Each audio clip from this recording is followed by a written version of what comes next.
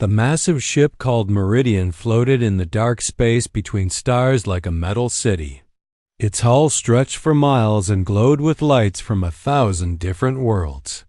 Inside the ship's main meeting room, Captain Jake Morrison stood. Before a group of alien beings who would decide humanity's future in the galaxy. Admiral Vex sat at the head of the long table. His blue skin had silver patterns that moved like living tattoos. His 4 arms gestured as he spoke in a voice that sounded like wind through metal pipes. Captain Morrison, your species wishes to join the Galactic Defense Coalition. This is good. But first, we must see if human soldiers can work with our forces. Jake nodded and looked around the room. The other species had already shown what their armies could do. Each one was different, but all seemed confident about their military power. The Xylorians sat in perfect rows like machines. Their gray bodies never moved unless they had a reason. Commander Zeph spoke for them in a flat voice that showed no feeling. Our forces operate with complete logic and perfect coordination. We have never lost a battle due to emotional interference. Across from them, the collective's representative called Unit 779 looked like a mixture of metal and flesh. Wires came out of its head and connected to other units nearby. When it spoke, all the units moved their mouths at the same time. We are one mind in many bodies. Our soldiers share all information instantly. No individual can make mistakes because we think as one. The Draknari took up the most space in the room. War Chief Gorthek stood 8 feet tall with red scales and sharp teeth. His people carried weapons even in this peaceful meeting. Draknari warriors are born for battle. We train from childhood to kill enemies without fear or mercy. Honor Komis. From victory, not from weakness. Admiral Vex turned back to Jake. Each species has proven their military worth through our standard tests. Your soldiers will face the same challenges. They must show they can follow orders, work as a team, and complete missions without letting feelings get in the way. Jake had studied the reports from these tests. The simulations were designed to test different skills. Some measured how fast soldiers could react to danger. Others looked at how well they could work together under pressure.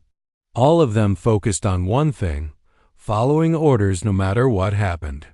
Admiral Vex, I understand the importance of these tests, Jake said, but I would like to request something different for humanity's assessment.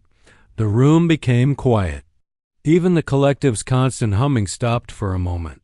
Admiral Vex's silver patterns moved faster across his skin. Different? The tests have been used for all species for over 1,000 years.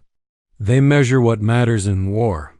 I'm not questioning their value, Jake continued, but human soldiers might not show their true abilities in a standard simulation.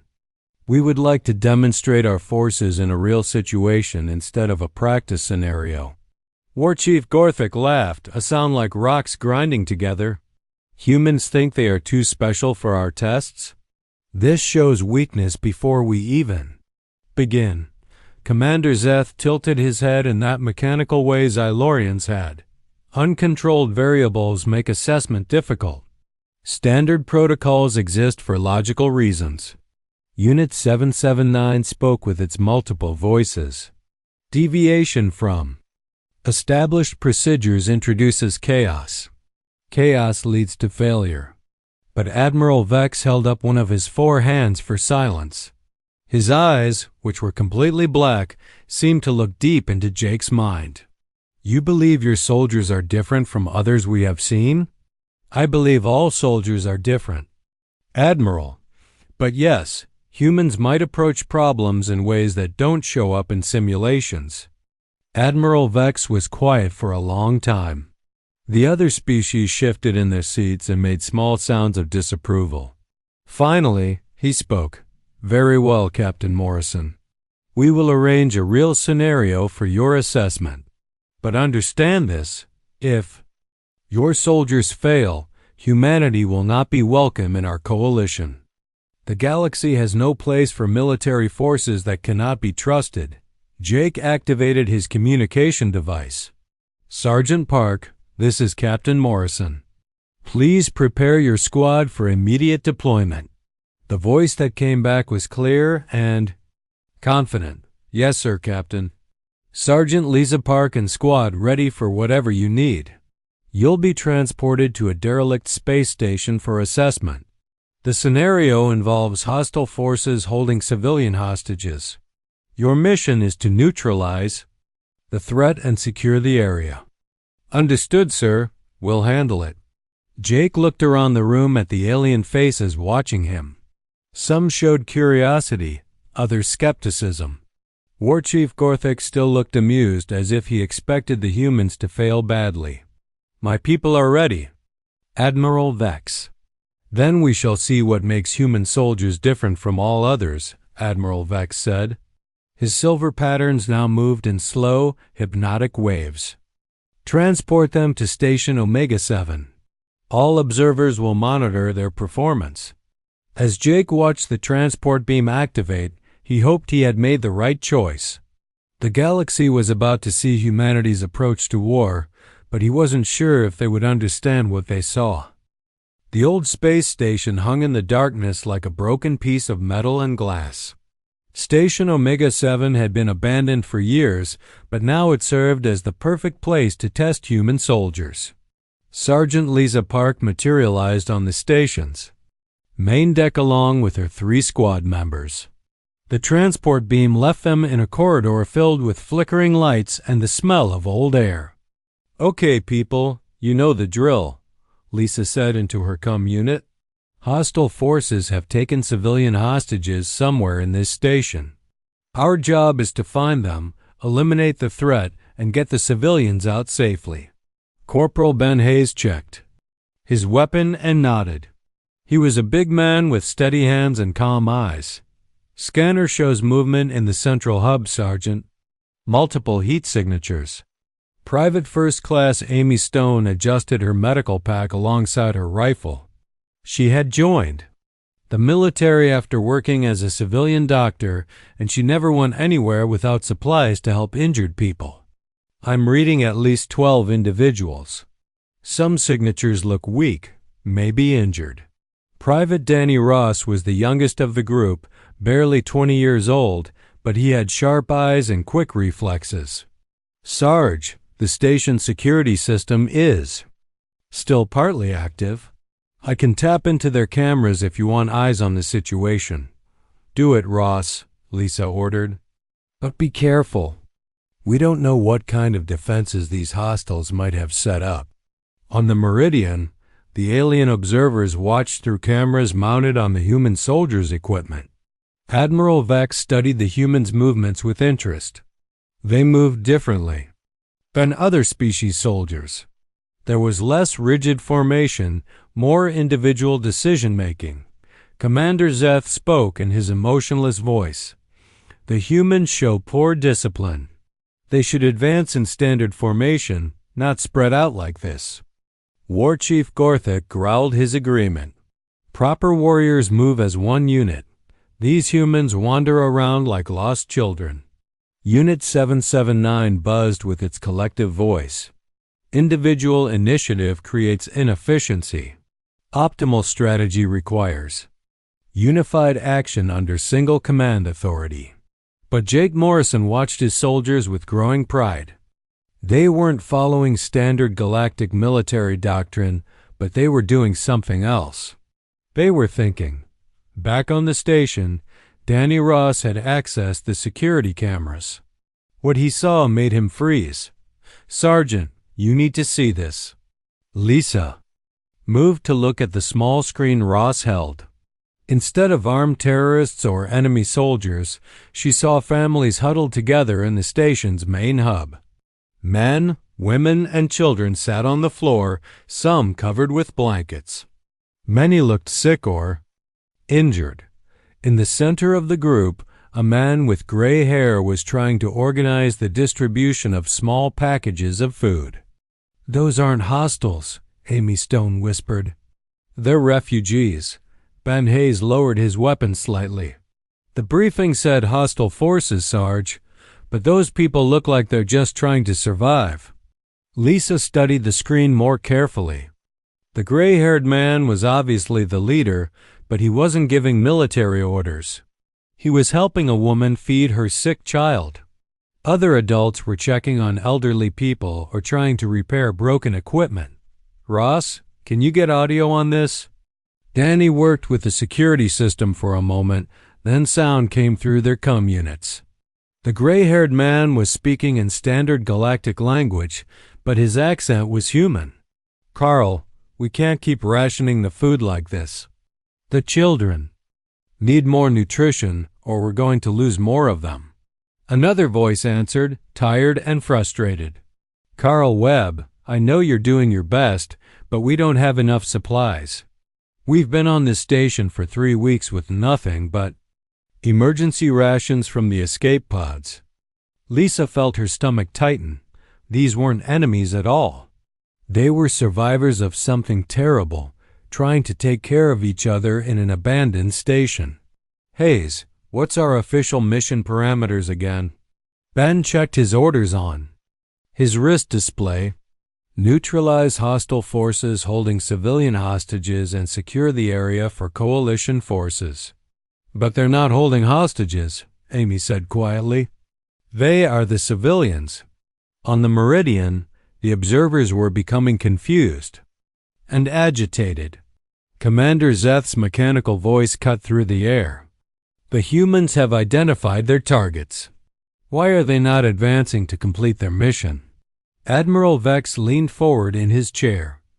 Perhaps they are planning a different approach. War Chief Gorthok slammed one of his massive fists on the table. Planning is for cowards. Warriors see enemies and attack. These humans waste time with talk. Lisa made a decision that would change everything. Squad, lower your weapons. We're going in, but not as attackers. Stone, get your medical supplies ready. Hayes, Ross, keep alert but do not aim at the civilians. Unless they actually threaten us. Sergeant, Ben said carefully, our orders were pretty clear about neutralizing hostile forces. Our orders were based on wrong information, Lisa replied. Those people aren't hostile forces. They're refugees who need help, not bullets. Amy Stone was already checking her medical pack. I can see at least 3 children who look seriously malnourished.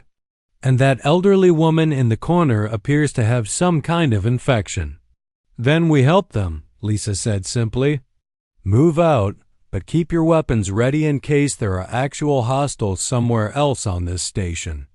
The 4 humans moved through the corridors toward the central hub. As they got closer, they could hear the sounds of the refugees more clearly. Children were crying softly. Adults spoke in worried voices about food and medicine. Someone was coughing badly in the background. When they reached the entrance to the hub, Lisa called out in a clear voice, "This is Sergeant Park of the Human Military. We're here to help. Please don't be afraid." Carl Webb looked up from where he was sitting with the sick child. His eyes were wide with surprise and hope. "Human military? Are you here to get us out of this place?" "We're here to figure out what's happening," Lisa said, stepping into the hub with her hands visible and her weapon lowered. "Can you tell us who you are and how you got here?" The alien observers watched in complete shock as the human soldiers began talking with the people they were supposed to attack. Amy Stone immediately went to the sick children and began examining them. Ben Hayes and Danny Ross spread out to check the area for actual threats, but they kept their weapons pointed away from the refugees. Admiral Vex's silver patterns moved in rapid, confused swirls. What are the humans doing? This is not standard military procedure. Jake Morrison took a deep breath. "Admiral, you're about to see what makes human soldiers different from everyone else." The meeting room on the Meridian had become very loud. Commander Zeth stood from his chair, his gray body rigid with disapproval. The humans have completely failed their assessment. They were given clear orders to neutralize hostile forces, but instead they are providing aid to the enemy. War Chief Gorthic's red scales seem to glow brighter with anger. This is exactly what I expected from a weak species. Human soldiers cannot even follow simple orders. They see enemies and instead of killing them, they try to make friends. Unit 779's multiple voices spoke in perfect harmony. Analysis confirms mission failure. Human military units demonstrate critical inability to prioritize objectives. Over emotional responses. Recommendation: reject species for coalition membership. Admiral Vex watched the screen showing the human soldiers still talking with the refugees. His forearms moved in patterns that showed deep thought. Perhaps we should observe longer before making final judgments. What more do we need to see? Commander Zeth asked. Military effectiveness requires following orders without question. These humans question everything. On the station, Carl Webb was explaining his people's situation to Sergeant Park. We're survivors from the Kepler-7 colony. 3 months ago, our world was destroyed during a mining operation. We barely escaped with our lives. Lisa listened carefully while Amy Stone continued treating the sick children. The young medic had already given water purification tablets to several families and was now checking an elderly woman's infected wound. Mr. Webb, who authorized the mining operation on your colony? Carl's face became angry and sad at the same time. It was a Drachnary operation. They said our planet had valuable minerals that the coalition needed. We were told we had 2 days to evacuate, but the operation started early. Many people didn't make it to the transport ships. Ben Hayes had been exploring the station and returned with important information. Sergeant, I found the refugee ships docked on the lower level. They're not equipped for long-term travel. These people have been living on emergency supplies since they got here. Danny Ross looked up from a computer terminal he had been examining. Sarge, according to the station's logs, these people requested permission to dock here 3 weeks ago. They said they were running out of food and needed help, but no one from the coalition ever responded to their calls. Amy Stone joined the conversation, holding a small child who had been crying. Lisa, I've examined 12 people so far. Most are malnourished, and several have serious medical conditions that need treatment. Without proper help, some of these children won't survive another week. Lisa felt anger building inside her chest. These weren't enemies or criminals. They were families who had lost everything and were slowly dying while waiting for someone to help them. Mr. Webb, why did you take control of this station instead of going somewhere else? Carl Webb's voice was full of pain. Where could we go? Our colony is gone. We have no money for fuel or supplies. This station was abandoned, so we thought maybe we could stay here until the coalition helped us find new homes. But 3 weeks went by and no one came. So you're not holding this station hostage, Lisa said. You're just trying to survive. That's right. We're not soldiers or terrorists. We're teachers, farmers, engineers, parents. We just want to take care of our families. Back on the Meridian, the alien observers were becoming more upset with every word they heard. Commander Zeth's mechanical voice grew sharper. The humans are being manipulated by an obvious deception. These refugees could be enemy agents using children as cover for their real mission. War Chief Gorthic nodded his massive head. Exactly. Any real warrior would see through this trick. The humans are fools who believe whatever sob story they hear. But Admiral Vex was studying something else on his personal screen. Commander Zeth, please access file number 77 Alpha from the Coalition mining records. Commander Zeth's gray body went very still as he read the information. Unit 779 also accessed the file, and its collective humming became quieter. War Chief Gorthik looked confused. What file? What are you looking at? Admiral Vex's. Silver patterns moved slowly. The mining operation on Kepler 7. It was indeed a Drachnary operation authorized by your government 3 months ago.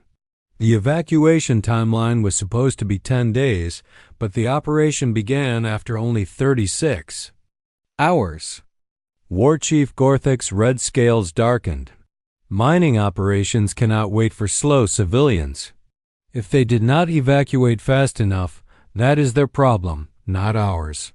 The file shows that over 3,000 colonists died because they did not have time to reach transport ships, Admiral Vex continued. These refugees are the few hundred who managed to escape.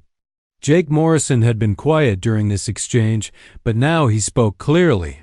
So let me understand this correctly. The Drachnary destroyed the homes of these people, killed thousands of civilians, and now you want my soldiers to eliminate the survivors because they're trying to stay alive on an abandoned station?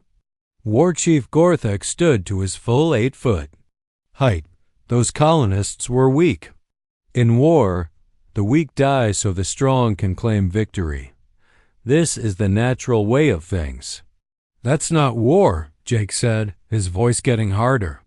That's murder. The room became very quiet. Even the collective stopped its constant humming. Commander Zeth finally spoke. Captain Morrison, your emotional response proves our point. Military decisions cannot be based on feelings about individual casualties. War requires hard choices. Then maybe, Jake said, you've been making the wrong choices. On the station, Sergeant Park had made her own decision. Hayes, Ross, I want you to help these people repair their life support systems. Stone, keep treating the sick and injured. We're not leaving until everyone here is stable. Ben Hayes looked uncertain. Sarge, what about our orders? Our orders were based on false information. These people aren't enemies. They're victims who need our help. Amy Stone looked up from the child she was treating. Lisa, I love that we're helping them, but won't we get in trouble for disobeying orders? Maybe, Lisa admitted. But I didn't become a soldier to kill innocent people. I became a soldier to protect them. Danny Ross had been listening to everything with growing anger. Sergeant, if the Drachnary killed all those colonists, doesn't that make them the real enemies here? Lisa thought about this question carefully. Ross, our job right now is to help these refugees. We'll let the officers figure out who the real enemies are. But Carl Webb had heard the young soldier's words.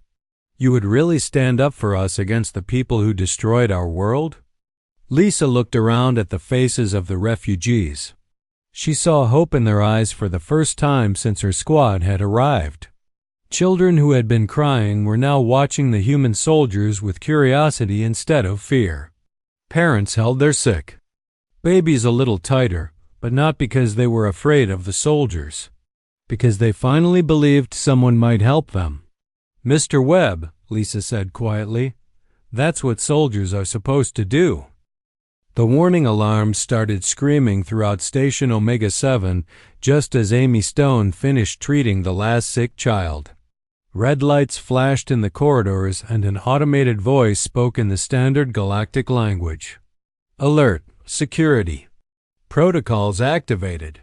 Unauthorized personnel detected. Initiating elimination procedures. Danny Ross looked up from the computer terminal where he had been trying to restore the station's communications.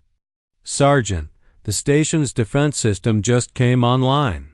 It's targeting everyone on the station as intruders. Lisa Park grabbed her weapon as the sound of mechanical movement came from the corridors around them. How many defense units are we talking about, Ross? Sensors show at least 20 automated defense drones moving toward our position. They're heavily armed and programmed to shoot anything that moves. Carl Webb's face went pale. We tried to disable those systems when we first arrived, but we couldn't get past the security codes. We've been hiding in areas where the sensors couldn't detect us. Ben Hayes was already moving toward the hub's entrance, his rifle ready. Sarge, those drones are built to stop boarding parties and armed attackers. They'll cut through civilians. Like paper. The first drone appeared at the far end of the corridor, floating 3 feet off the ground on anti-gravity generators. It looked like a metal ball covered with weapons and sensors. When it detected movement, bright red targeting lasers began scanning the area. On the meridian, War Chief Gorthik leaned forward with interest. Finally, the humans will face real combat. Now we will see if they can actually fight when words cannot solve their problems. Commander Zeth studied the tactical displays. The drones are military-grade defense units. Standard protocol would be to eliminate them quickly using superior firepower, then complete the original mission. Unit 779's collective. Voice buzzed with calculation. Analysis suggests optimal strategy. Use refugees as distractions while human soldiers attack drone weak points. Civilian casualties acceptable for mission success. Admiral Vex watched Jake Morrison's face carefully. The human captain looked sick at the suggestion of using refugees as bait. Captain Morrison, this is an opportunity for your soldiers to prove their combat effectiveness. Surely they will now focus on military objectives instead of humanitarian concerns. Jake's jaw was tight with anger, but he kept his voice calm. Admiral, you're about to see exactly how humans fight when innocent. Lives are at stake. Back on the station, the first drone had started shooting. Energy bolts hit the walls near the hub entrance, sending sparks and pieces of metal flying through the air. Lisa heard children screaming behind her as parents tried to shelter them with their own bodies. Hayes, can you take that thing out? Lisa shouted over the noise of weapons fire. Ben Hayes aimed carefully and fired 3 shots. The energy bolts hit the drone's armor but barely scratched it. It's too heavily shielded, Sarge. Our weapons aren't powerful enough to penetrate that armor. Amy Stone was trying to keep the refugees calm while staying low to avoid the energy bolts. Lisa, we need to get these people to safety. The children. Air terrified. Lisa made a decision that surprised everyone watching from the meridian.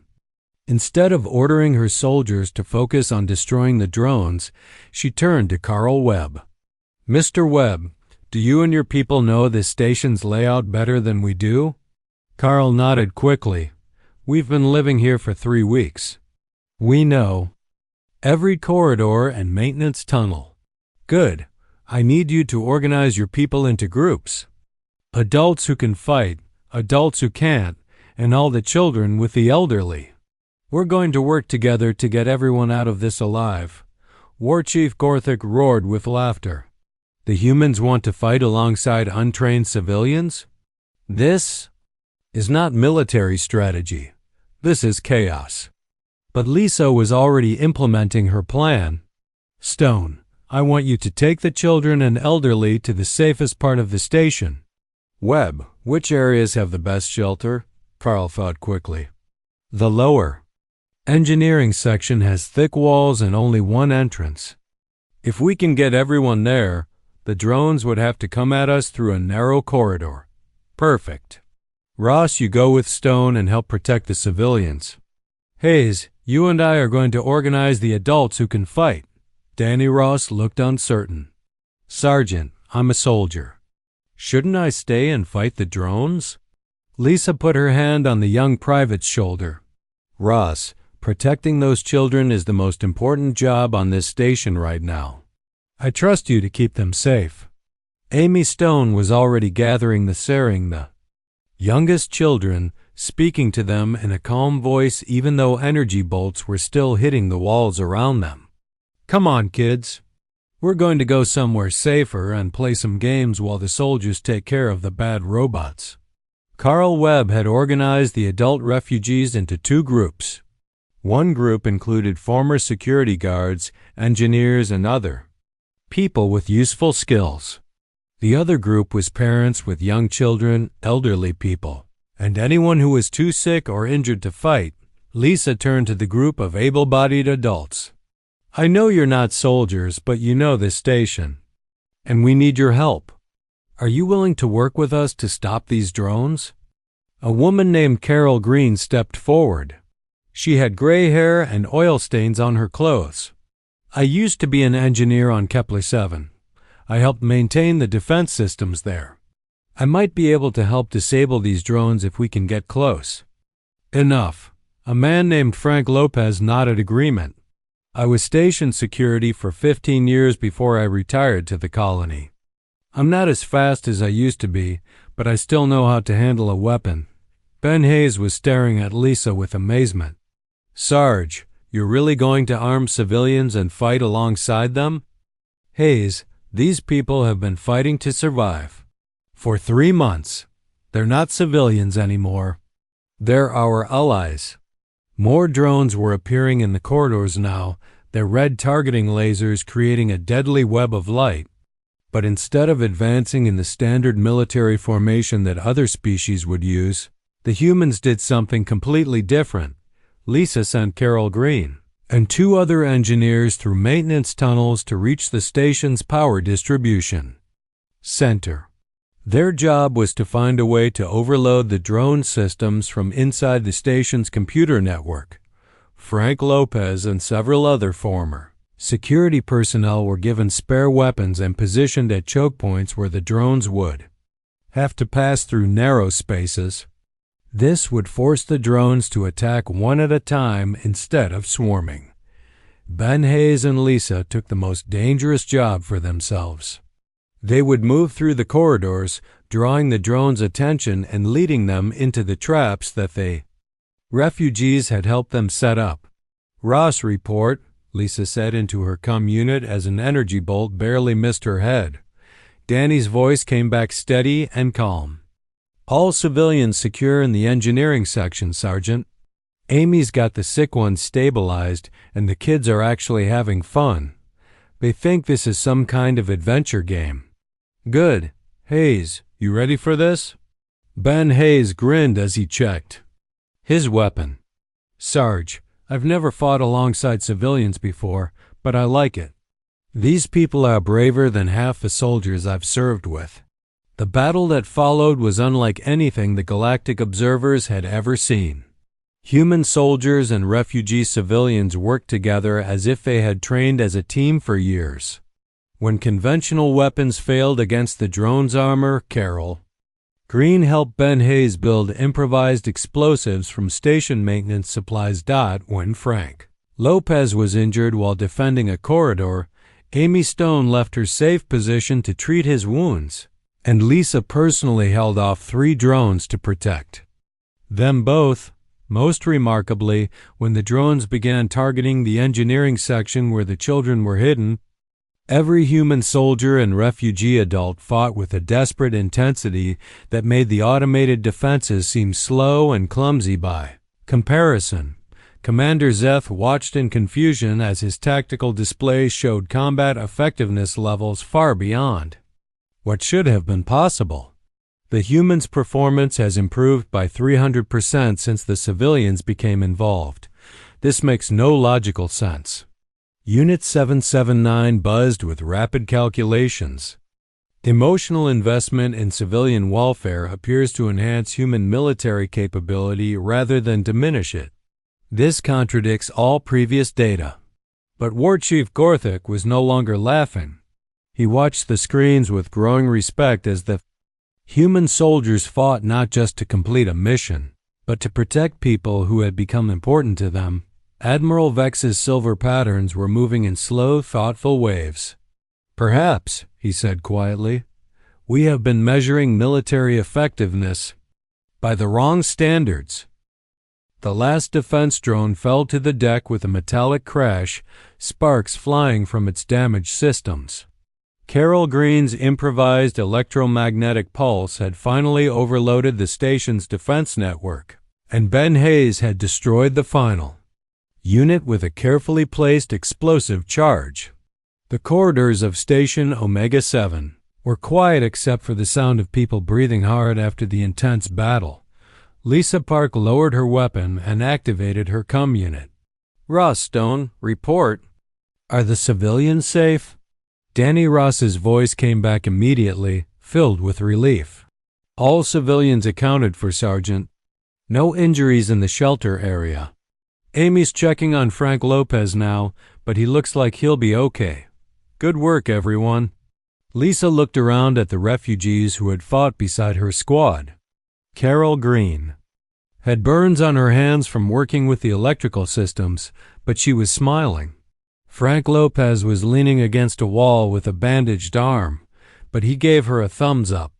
Other refugees were helping to clear debris from the corridors and check for any remaining dangers. Ben Hayes wiped sweat from his forehead. "Sarge, that was the craziest battle I've ever been in, but it worked. These people fought like they've been soldiers their whole lives." "That's because they were fighting for their families," Lisa replied. "People fight hardest when they're protecting something they love."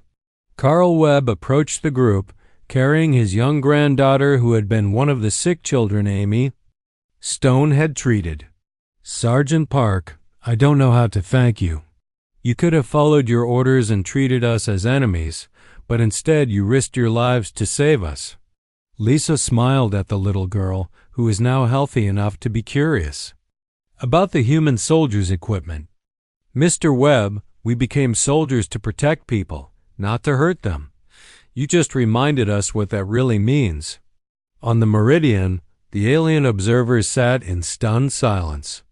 The tactical display showed that the humans had eliminated all 20 defense drones without losing a single person, soldier, or civilian. But more confusing to them was what the humans were doing now that the fighting was over. Instead of securing the station and waiting for orders, Sergeant Park was talking to Captain Morrison on the communication system. "Sir, I need to request immediate humanitarian supplies for 37 refugees. They need food, medical supplies, and transport to a safe location." Jake Morrison's voice came through clearly. "Approved, Sergeant. What else do you need?" "Sir, these people are survivors from Kepler-7. Their colony was destroyed during a Draknari mining operation. I believe the Coalition has a responsibility to help them find new homes."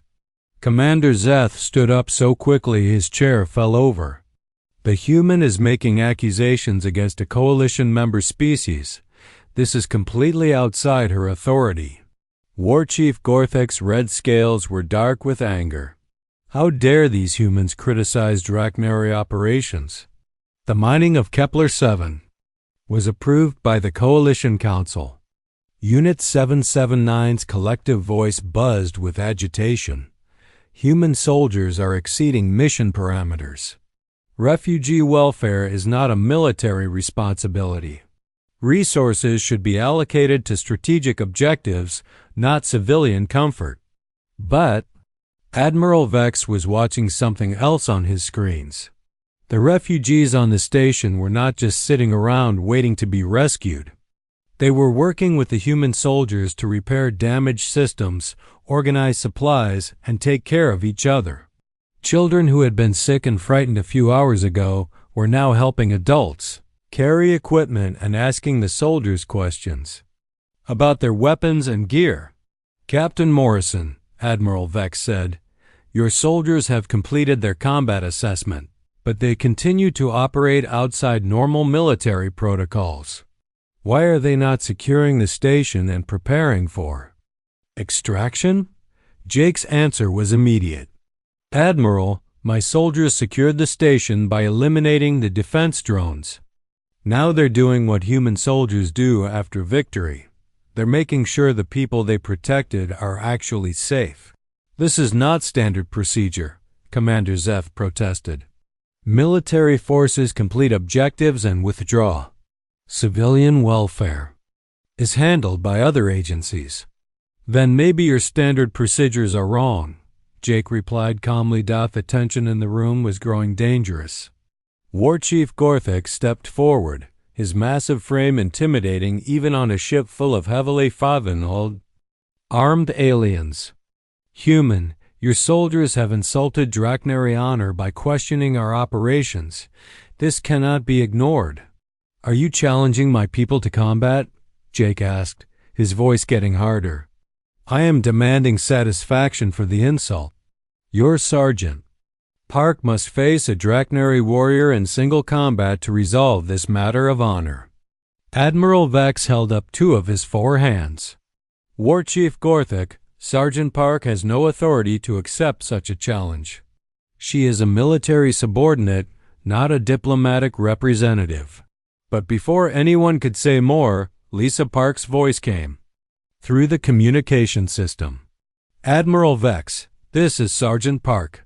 I understand there's some kind of dispute about our actions here. War Chief Gorthik moved closer to the communication panel. Human Sergeant, your accusations against Draknari.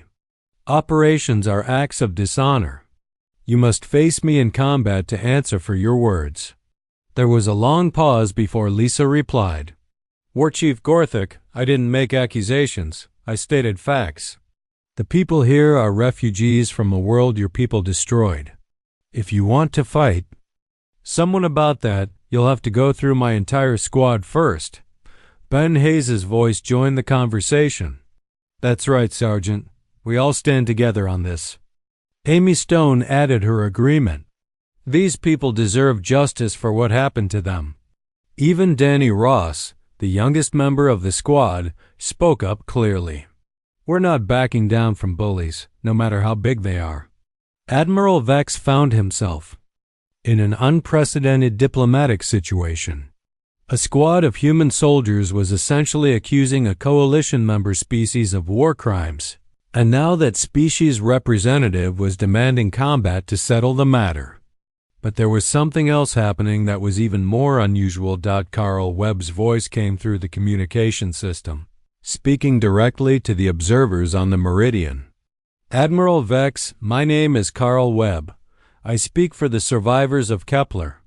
7. We formally request permission to join the human military service. The silence in the meeting room was complete. Commander Zeth's gray body went completely rigid. Unit 779 stopped its constant humming. Even War Chief Gorthak seemed surprised by this development. Mr. Webb, Admiral Vex said carefully, refugees do not typically join military forces. They are relocated to suitable worlds where they can rebuild their lives. With respect, Admiral, we don't want to be relocated. We want to serve alongside soldiers who value civilian lives. We want to make sure what happened to Kepler-7 never happens to anyone else. Carol Green's voice joined the conversation.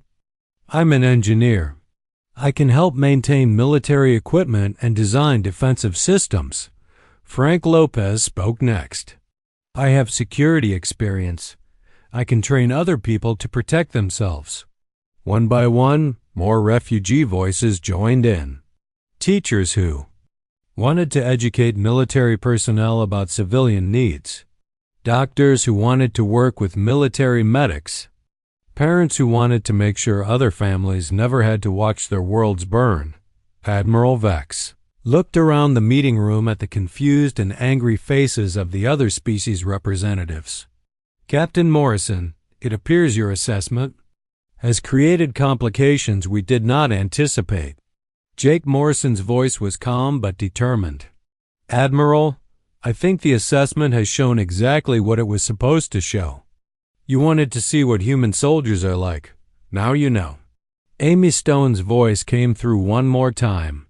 Admiral Vex, we've got all the refugees stabilized and ready for transport. But sir, if you don't mind me saying so, these people have been through enough. They deserve better than to be shuffled around like cargo. Lisa Park added her final comment. Sir, we became soldiers to protect people like this. If the coalition can't understand that, maybe we joined the wrong organization. The human squad's position was clear. They had completed their mission, protected innocent civilians, and offered those civilians a chance to join them in protecting others.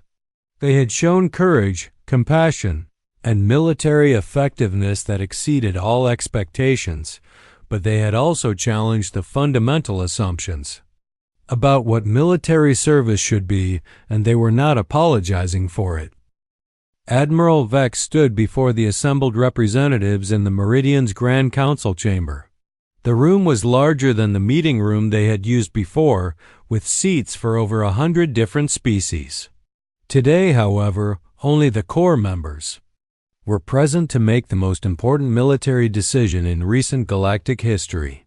The question was simple. Should humanity be accepted into the Galactic Defense Coalition? "We have observed the human military assessment," Admiral Vex began, his silver patterns moving in slow, formal configurations. "Now we must decide what we have learned." Commander Zeth was the first to speak. His gray body stood perfectly straight as he delivered his analysis. The humans demonstrate a critical flaw in military thinking. They prioritize emotional responses over logical objectives. During the assessment, they abandoned their mission to provide aid to classified hostile forces. This behavior makes them unreliable as coalition partners. He activated a holographic display showing tactical data from the station battle. While their combat effectiveness was impressive, it only improved when they became emotionally invested in protecting civilians. Military forces that require emotional motivation are unpredictable and cannot be trusted to follow orders in situations where difficult decisions must be made. Unit 779 buzzed with its collective voice. Analysis confirms Commander Zeth's conclusions. Human military doctrine is based on individual initiative rather than unified command structure. This creates chaos and inefficiency. Additionally, their insistence on civilian welfare diverts resources from strategic objectives. The collective's representative showed its own data displays. Human soldiers demonstrated 300% performance improvement when civilian lives were threatened. But this improvement came at the cost of mission discipline. Optimal military function requires consistent performance regardless of emotional variables. War Chief Gorthek rose to his full height, his red scales darker than usual. The humans have insulted Draknari honor by questioning approved coalition operations. However, I will admit they fought with courage during the drone attack. But courage without discipline is useless.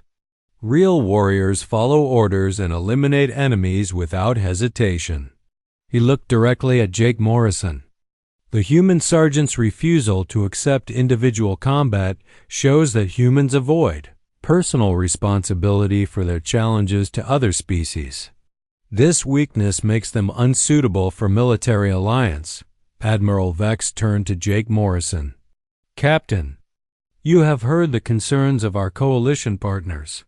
How do you respond to their assessment of human military capabilities?" Jake stood calmly, his hands clasped behind his back. "Admiral, I'd like to share some information about human military history that might help explain our approach to warfare." He activated his own holographic display showing images from Earth's past. Throughout our development, humans have faced countless conflicts. We've learned that the strongest military forces are not always the ones with the best weapons or the most rigid discipline. The strongest forces are the ones that understand what they're fighting for. The images showed human soldiers throughout history, medics treating wounded enemies, soldiers sharing food with hungry children in war zones, military engineers rebuilding destroyed cities.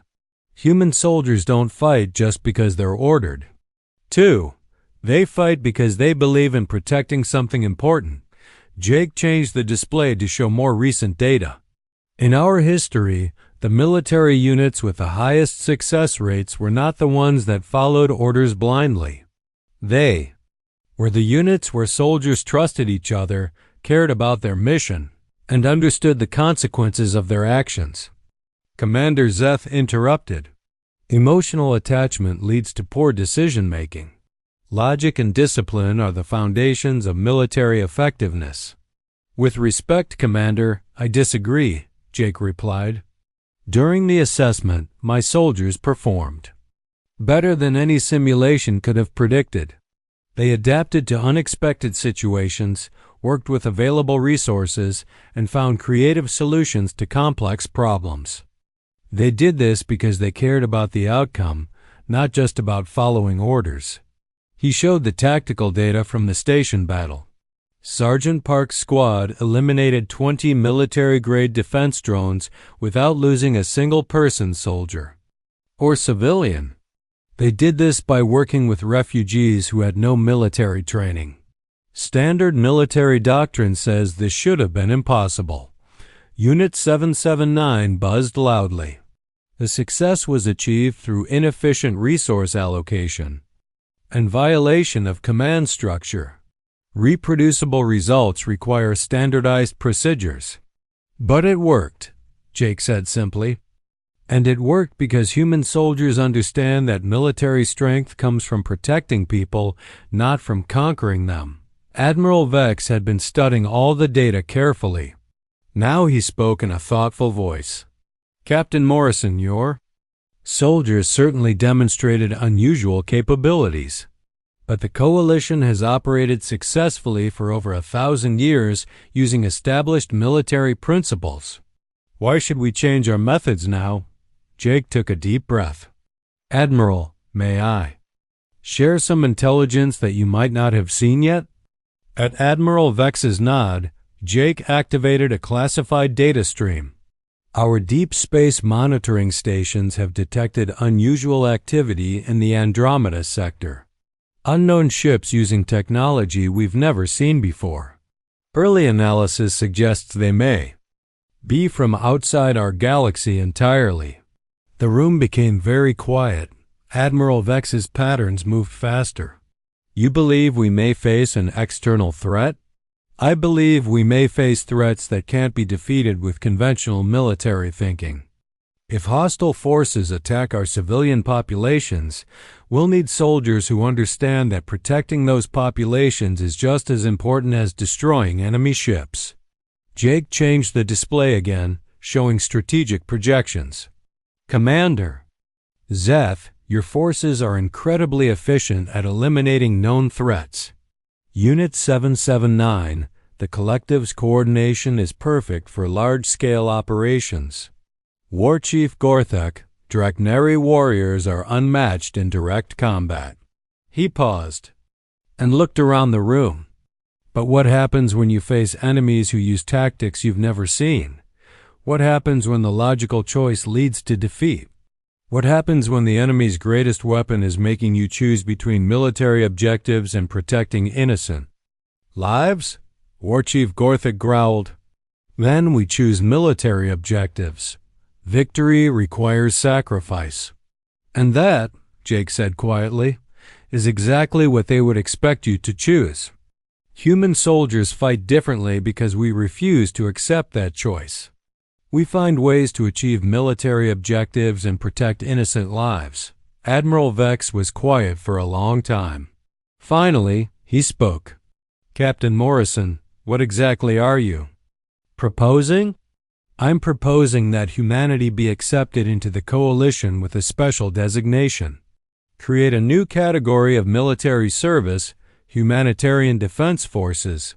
Human soldiers would specialize in operations where civilian protection is as important as military success.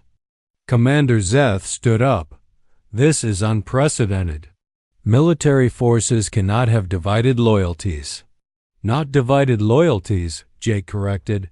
Expanded objectives. Human soldiers would work alongside your forces, but we would focus on scenarios where standard military doctrine might not be sufficient.